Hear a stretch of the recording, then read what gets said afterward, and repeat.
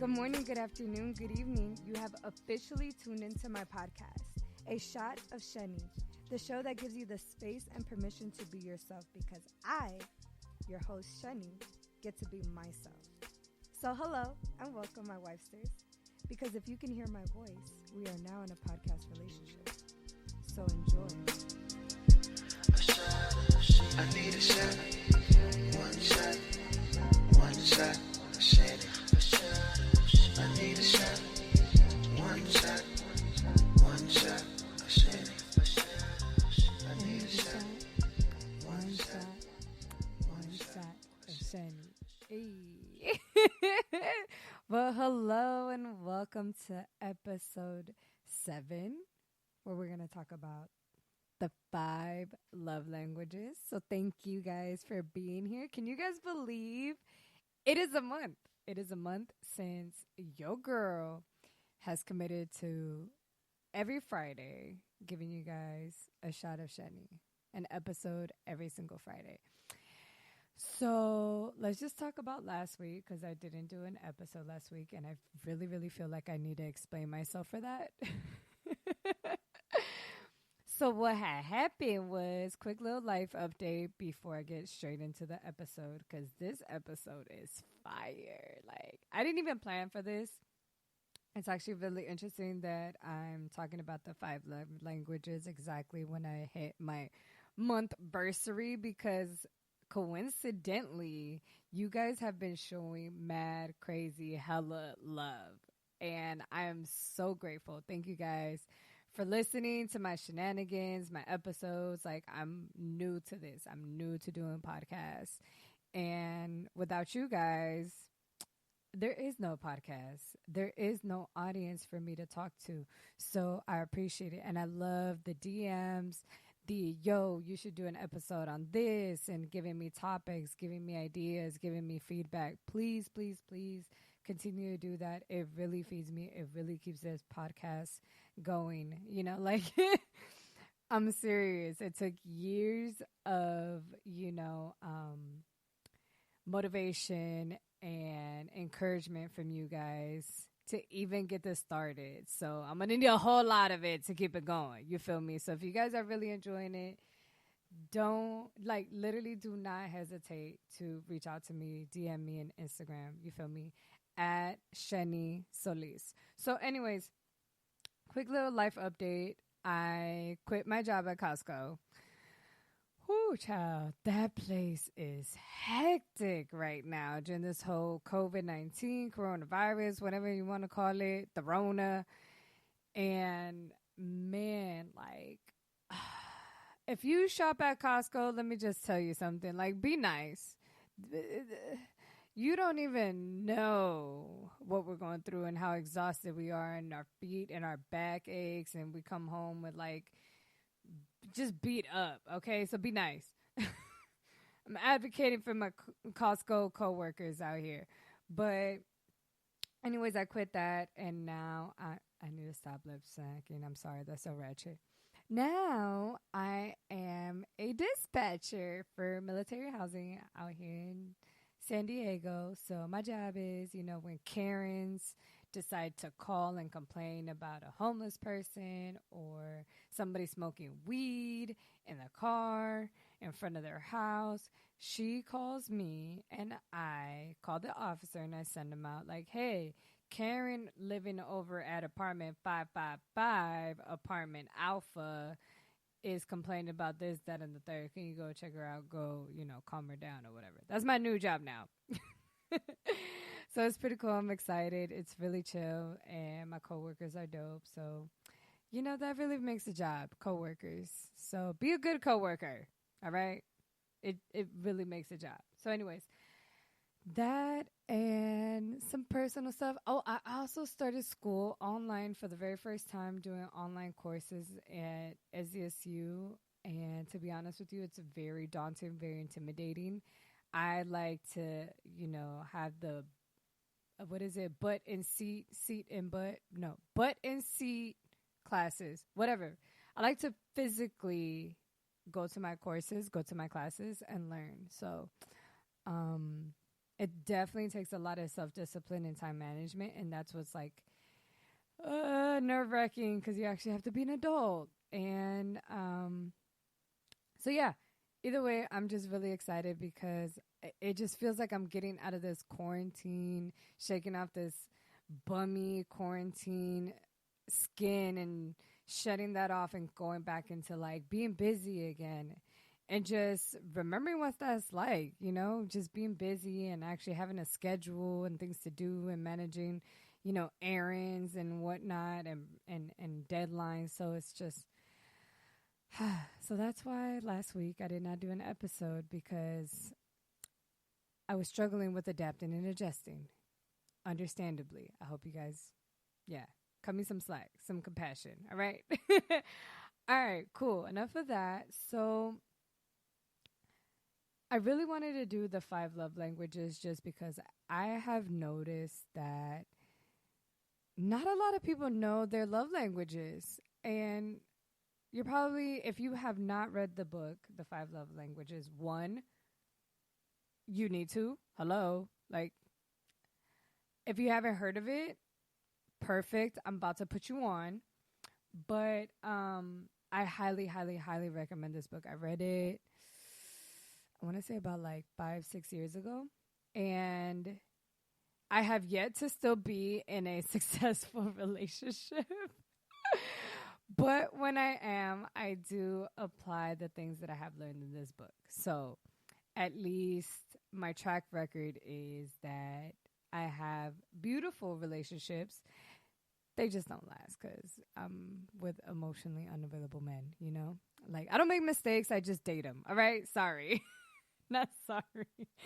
Oh, if my exes hear this episode. Look, I love you guys. You guys are amazing. You guys molded me into the woman I am today. Okay? I'm not talking smack. I promise. I love you guys. Anyways, moving on. As you get, stop lip smacking, Shenny. Stop it. I talk to myself. So we, as human beings, have a serious cry for love. Isolation is devastating. This is why this quarantine is driving a lot of people nuts because it's ingrained in us, right? So let me go straight into one of the love languages. And the first one is words of affirmation. Actually, you know what? Before I even get into it, let me tell you guys what my love languages are so you guys can get to know me better. Mine is definitely physical affection, acts of service, and physical affection, acts of service. I'm trying to remember all 5 right now. Acts of service. Hold up. I got the book right next to me. Hello. Acts of service, physical touch, quality time, words of affirmation, and actually, no, receiving gifts and then words of affirmation. I'm doing it from like top to bottom of the list. It would definitely have to be physical touch first. I'm a big cuddler. I'm a big lovey-dovey, like affectionate person. Whether you're a guy or a girl, whether we're romantic or not, I am touchy-feely. I'm not disrespectful, obviously, and I'm not gonna. I follow the social norms before I sound, low-key rapey, I guess. But what's socially acceptable in friendships and in general in society, But like if I can give you a high five, I'll give you a high five. If I can hug you, I'll hug you. If I can kiss you on the cheek, if it's socially acceptable and it's in the right context, I'll do it. If I can play with your hair, I'll do it. If I can, like I said, whatever is socially acceptable and respectful, in the context and setting and relationship, just know that I'm going to touch you. Like, I'm going to put my hand on your shoulder. I'm not going to put my hand on your knee if you're my coworker. That's weird. Or my boss. You see what I'm saying? Like, context, people, context. But like I said, physical touch is my number 1 for sure. Number 2 is acts of service. I'll get into it. I'm not even going to get into it right now. I'll explain all of these if you don't know them already. Number 3 for me would definitely be quality time. Number 4 would be receiving gifts. And at the very bottom of the list for me is words of affirmation. So dating someone whose love language was number 1 love language or main one was words of affirmation, you can only imagine the discord, the I don't want to say the argument, but definitely the conflict there, when for me words of affirmation is at the bottom of the list and for him it was at the top of the list. So you can only imagine how that worked out. We're not together. So this is why, again, I feel like it's just so important to know, because this really does apply in overall many types of relationships. It's not only romantic. Of course, it's best effective in romantic relationships. But if you're single just like I am, trust me, the benefit of listening to this episode is there. Like, you can take a lot of the things, the pointers that I'm going to give you and run with it. So how I'm going to do it is I'm going to tell you what it is. I'm going to give you some examples and then how to apply it. All right? Let's get into it. So the first one, like I was getting started with, is words of affirmation. Let me tell y'all, the tongue has the power of life and death, okay? This is verbal compliments, words of appreciation, affirmation. So, for example, damn, Zaddy, you look sharp in that suit. That's me giving words of affirmation to my, future husband. Or, thanks for always listening to me. Or, ooh, you're so smart. This is why I need you. Those words right there, like, those are just examples of words of affirmation. Now, like I was telling you guys, this for me is at the bottom of the list.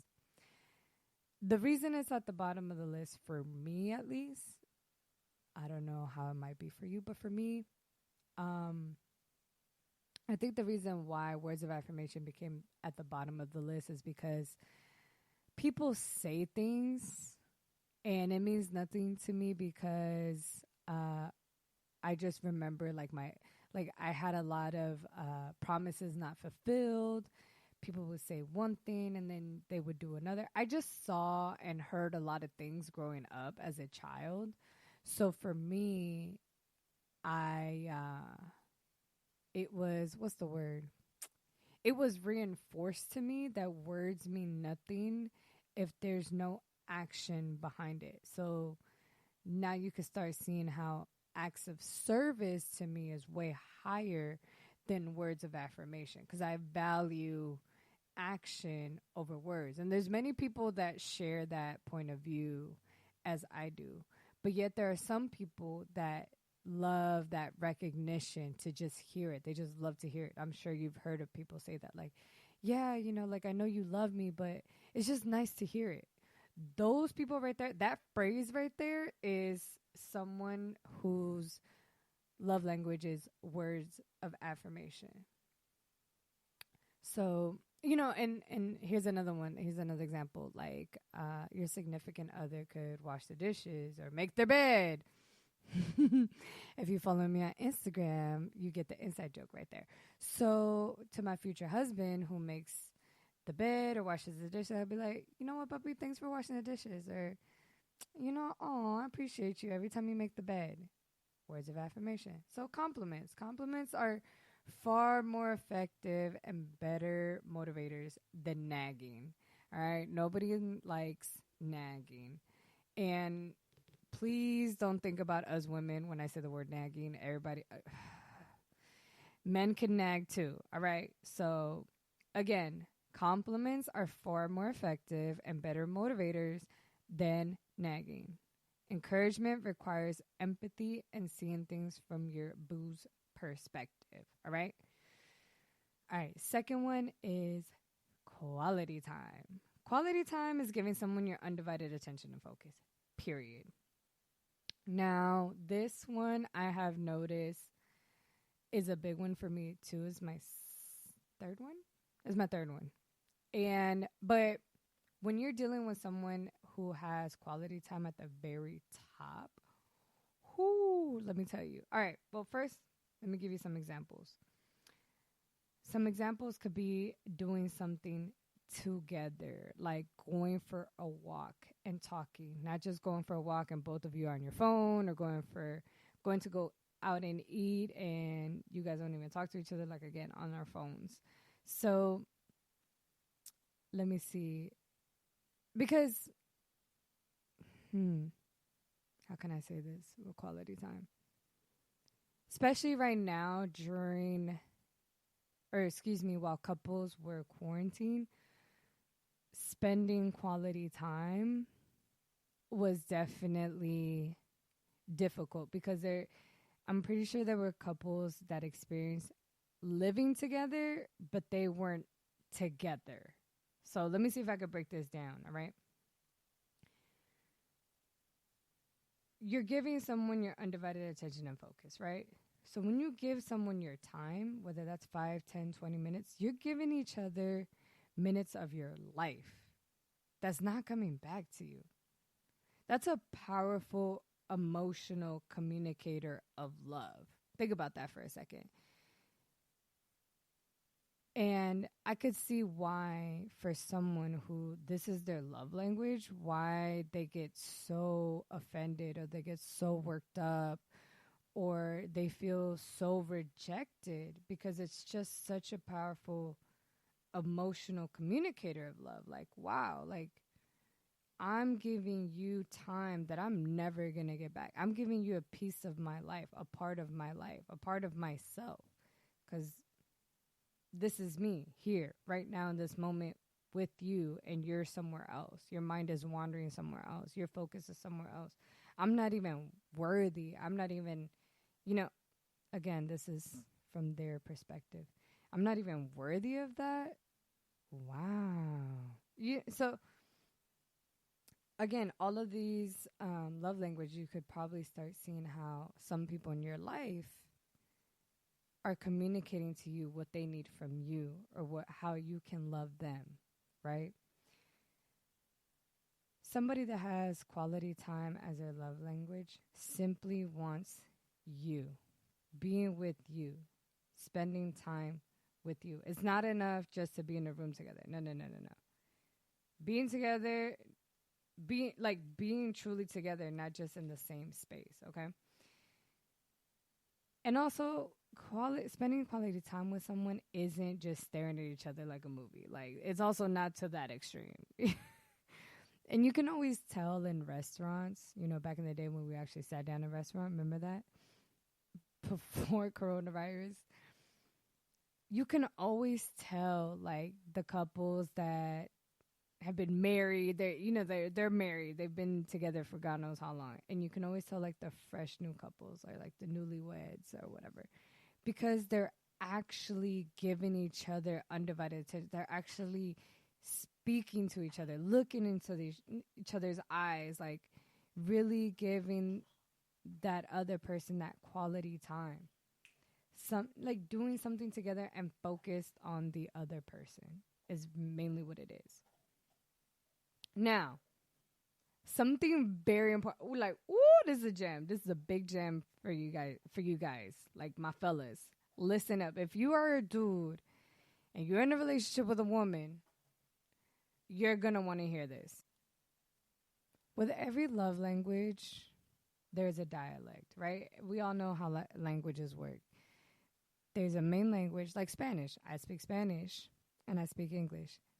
There's different dialects in English. There's different dialects in Spanish.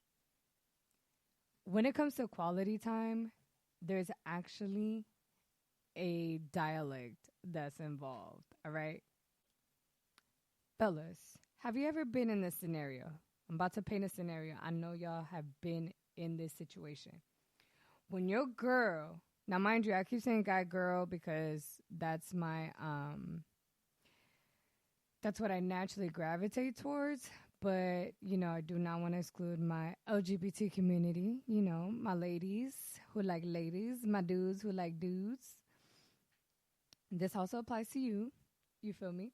So, fellas, if you have ever been in that situation where your significant other talks to you about their problems at work, and doesn't need your advice.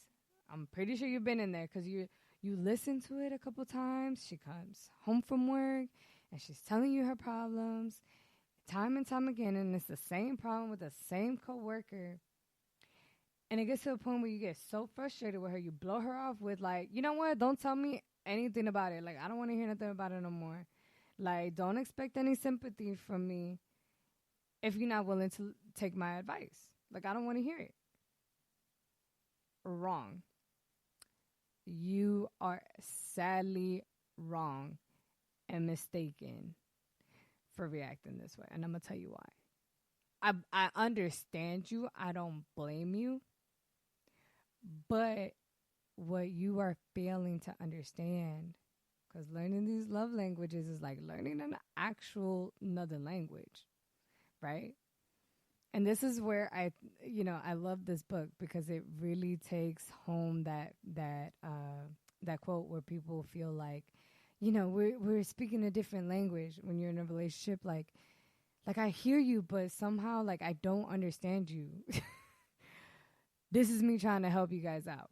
All right. So if you're with someone that does this, like continually just comes home from work, tells you the same problem, you try to give them a solution and they're just not hearing your solution. They just keep with the same problem at work, probably with the same coworker, same issue, same scenario. You're just like, oh my God, why don't you listen to me? The thing is, you're not listening to them. They're emotionally pleading for quality time. It's a dialect within quality time. She wants your sympathy. She just wants you to listen. She just wants you to pay attention to her. She wants you to let her know you love her, that you're with her, that you understand her.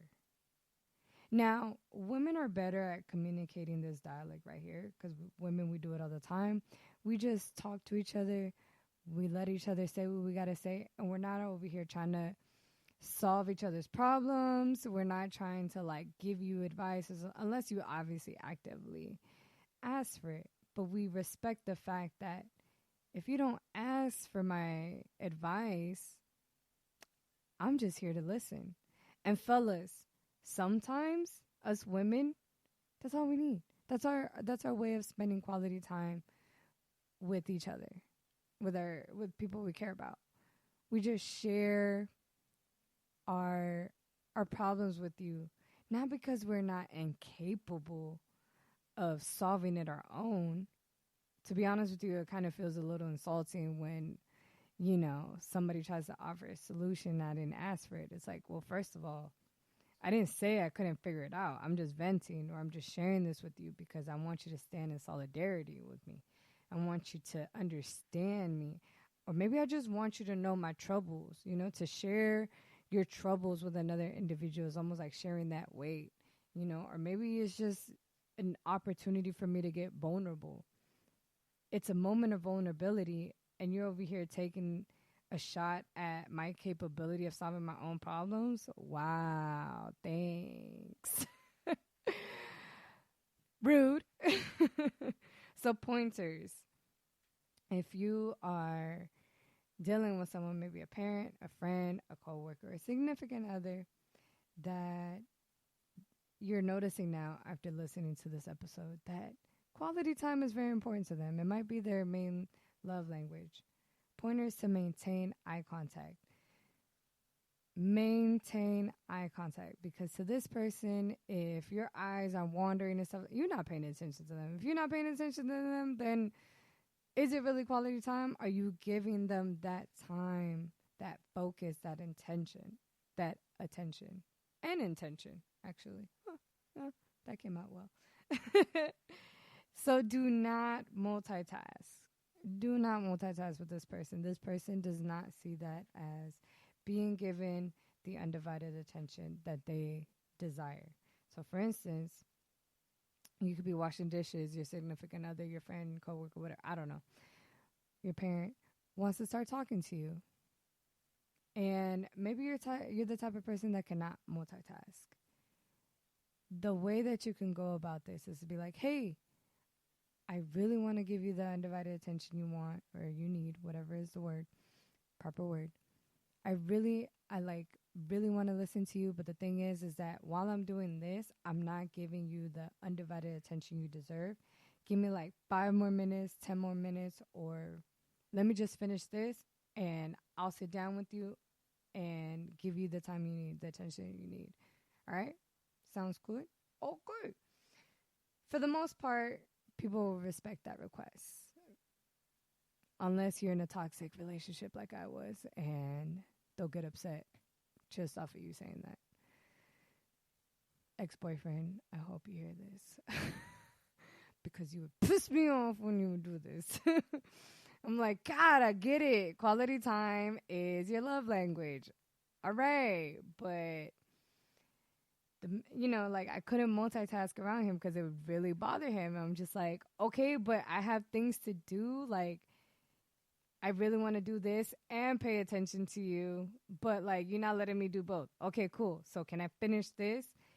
And then we come back, circle around, and we'll talk about it. And then by the time I did, he'd be so upset. He's like, you know what? I don't want to talk about it no more. And I'm just like, oh. Anyways, triggered. So most people will heed to your request. But if they don't, at least you tried.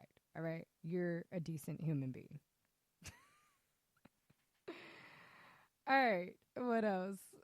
Oh, listen and confirm feelings. This is a great pointer for, again, people that have quality time as their love language. When you listen and confirm feelings, this is what it sounds like, okay?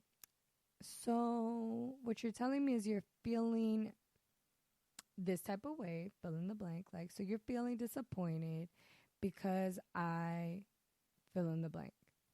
This calls for clarification, and it shows attentiveness.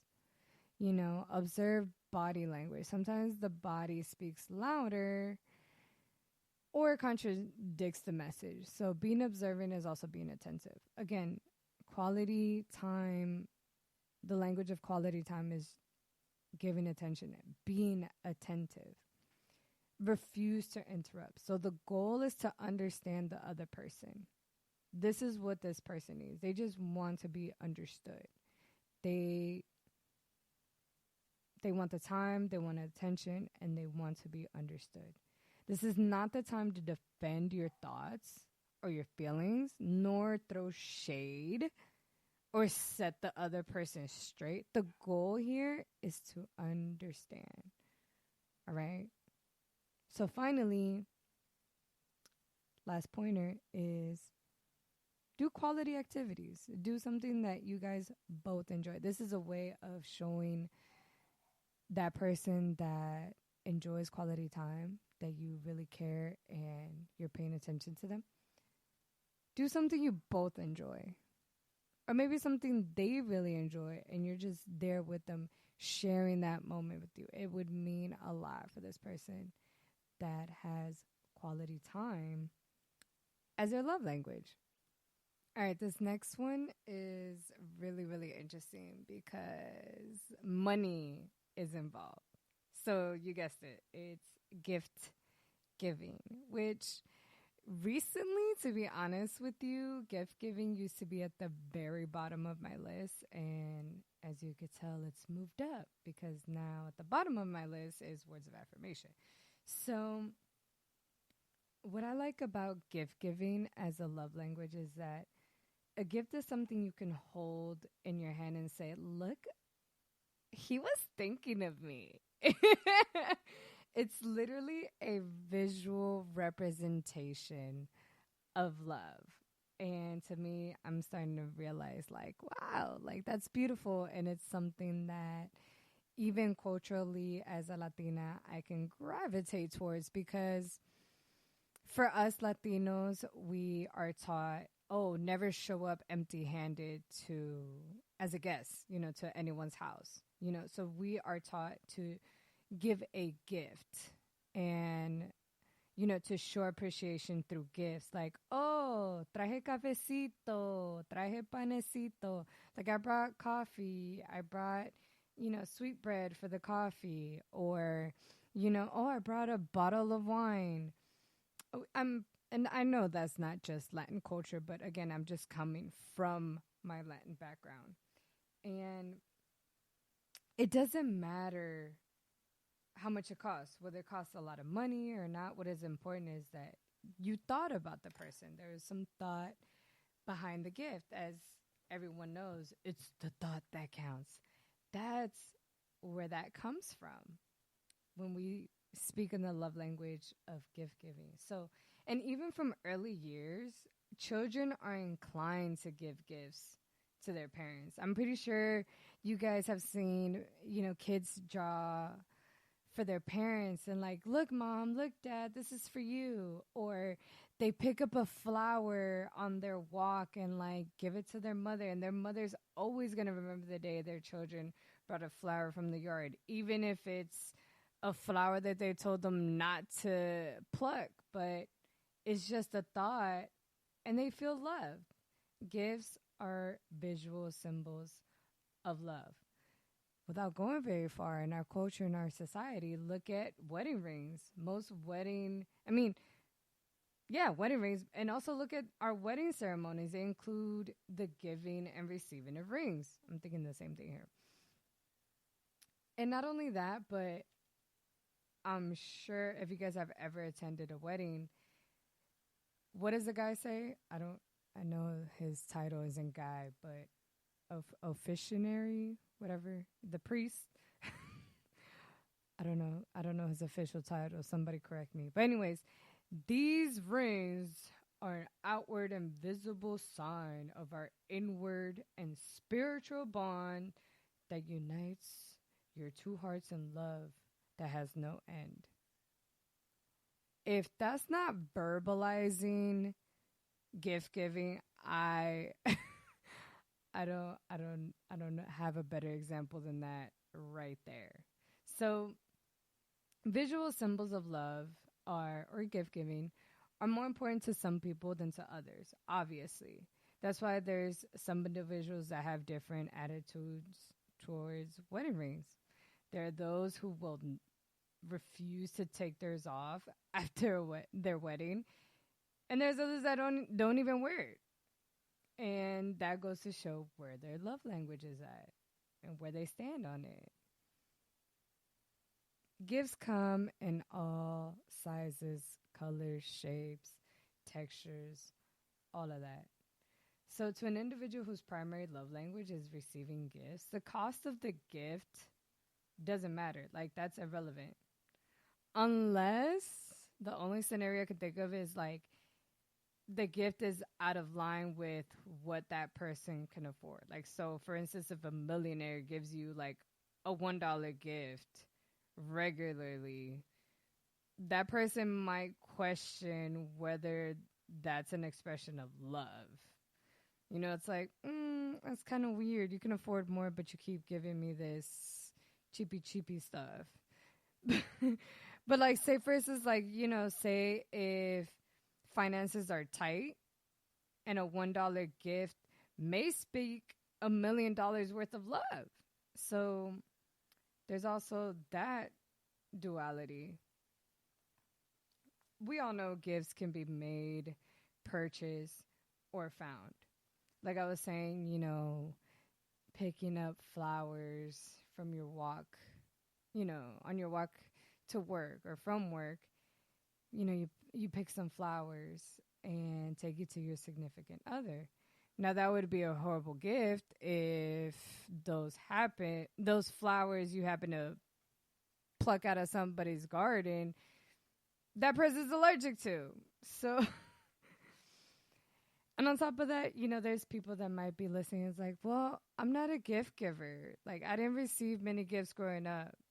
I mean, I did, to be honest with you guys, and I didn't consider myself a gift giver.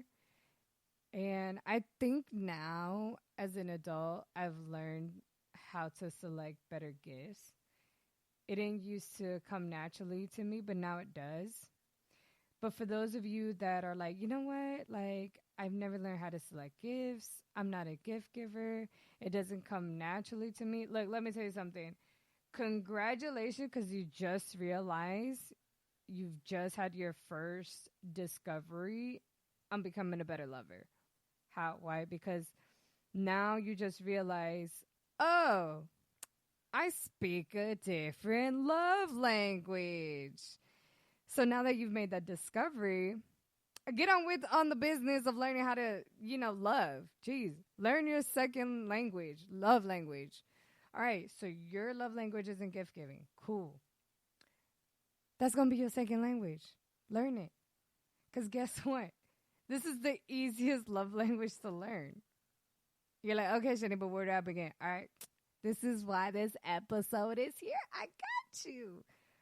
All right, tip number 1, recruit the help of family members. You don't forgot about them, huh? Or friends who know your significant other, or, your friend, you could refer to other friends, or you could refer to their family. You know what I mean? Network, baby. Network. Especially if receiving gifts is that person's love language. Almost anything you give will be received as an expression of love. Okay, so put that in your head. Unless that person is critical of your gifts, that tells you, like, okay, for sure that's not their primary love language. So if they're critical of it, then you got to reevaluate. I don't think gift giving is their love language, okay? So this is what I was getting at with the money thing, when it comes time to become a better or more effective gift giver, you're going to have to change your attitude, your perception, your paradigm about money. Each of us have an individualized perception of the purpose of money. All right. So some of us feel good about ourselves when we're saving money and investing it wisely. If you're already financially secure, you're probably not going to have a hard time, like, just choosing gifts. Like, you're going to have little difficulty buying people gifts or your significant other gifts. But if you're a saver, you're probably going to experience that emotional resistance to the idea of spending money. And trust me, I know, because that's where I was at. And I think that's why I wasn't a gift giver. It wasn't my love language, because I needed to change my relationship with money first before I can become a better communicator of gift giving, if that makes sense. So, there's probably people out there that are like, well, I don't purchase anything for myself. Why would I purchase things for my significant other or for somebody else? But that attitude fails to recognize that you are honestly purchasing things for yourself. So by saving and investing money, you are purchasing self-worth and emotional security, correct? So you are caring for your own emotional needs in the way that you handle money. What you are not doing is meeting the emotional needs of your significant other when you don't speak their love language. So if you discover that their love language is receiving gifts, then maybe it will behoove of you to understand that purchasing gifts for them is an investment that you're making. You didn't think about that, did you? You might replay that part right there, because that was a gem. I'm just here to give you a whole new perspective on your relationship with yourself, with money, with all these love languages, right? I got you. And then don't forget that there's also the gift of self, all right? There's an intangible gift that sometimes speaks more loudly than a gift that can be held in someone's hand, all right? The intangible, the things you cannot hold in your hand, is the gift of yourself, the gift of your presence. Being there when your significant other needs you speaks loudly to the one whose primary love language is receiving gifts. Again, we're getting into like a little bit of the dialects. This is not to be confused with quality time, which is what we just finished talking about. This is more of like the gift of yourself, being there, your presence. Not so much quality time, but like just being there. You feel me? So again, reflect on ways to give gifts even when money is tight. Another thing you can think about is if you're really struggling in this aspect is there's always somebody you know that just loves shopping, loves to make others happy. You can enlist a personal shopper. If you really don't have a clue as to what to select, what to get, you ask a friend or a family member who knows your significant other to help you. Again, there's always somebody that really enjoys making somebody happy. And then on top of that, you're going to get double points because they're going to look at you and be like, wow, dang, they really care about so-and-so. They really care about my mom, my sister, my auntie, my cousin, whatever. Whoever it is to them, you're going to get brownie points. It's a win-win situation. So don't be shy. Don't be out here, prideful. Like, really, you can enlist a personal shopper. And then again, offer the gift of presence during an especially hard time in your significant other life. Perhaps, caring for an elderly parent or dealing with a job crisis, just being there. Sometimes, we get so caught up on saying the right things, doing the right things, and sometimes just your presence is more than enough, all right? So let's not get too deep into our heads. Yo, this is the first time ever, but I might have to do a part 2, y'all. I might have to, because I have acts of service left and physical touch left. And we already into 41 minutes. So y'all just going to have to come back for part 2. If y'all really enjoy this, y'all just going to have to come back. I did not expect it for it to be this long. Oh, my God. But, at the end of the day, I really, really, really, really wanted to put this information out there. And I really wanted to get the meat and potatoes out there, the real pointers, and a new perspective, because I've been having so many deep conversations. I've been having overall just a lot of people that I've been observing and interacting with. And I'm like, man, if this person just only knew their own love language, like it would better their quality of living. And it just significantly improves all of your relationships. And I was just like, or sometimes, they're talking to me and whatnot, and I'm just like, how do you not know your significant other's love language? Like that right there, what you're telling me screams quality time or screams words of affirmation. And they're just looking at me like, what? I'm like, girl, like your poor boo thing is running on empty. Like you're not filling their love tank. This is again in reference to the book. If you read the book, Gary Chapman talks about us having a love tank, and most of us are empty, and we're not filling our significant other or even ourselves with this love. We're not pouring into each other the right kind of love.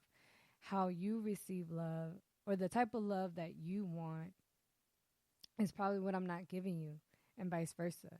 It's definitely happened to me. I've definitely been in relationships where, they're giving me words of affirmation, compliments left and right. And I'm just like, that's cool. Like, don't care.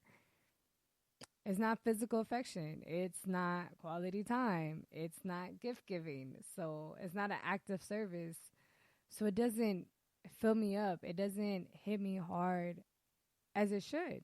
So, all right, guys, I got to wrap this up. I love you guys. I hope you guys really enjoyed this episode. Continue to support, continue to listen, continue to give me feedback, advice, topics. I'm here for you guys.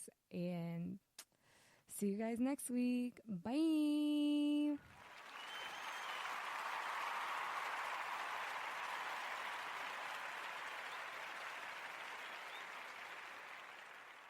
And I'm I'm going to leave you with the motto. Don't forget to make your parents proud, your haters jealous. But most importantly, above all else, make yourself happy. And just because I did this episode, love yourself and love the people around you correctly. Because now you could do it.